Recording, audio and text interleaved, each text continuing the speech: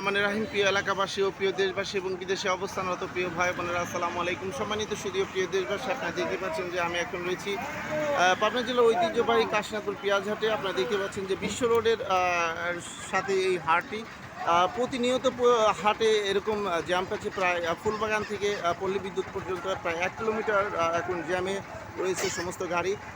বুঝতেই পারছেন যে আসলে যারা ছাত্ররা এই হাট হলেই সাধারণত তারা রাস্তা পারাপার হতে পারে না। এছাড়াও মুমূর্ষু রোগীর জন্য বুঝতেই পারছেন যে জ্যামটা কতটা দুর্বিষহ।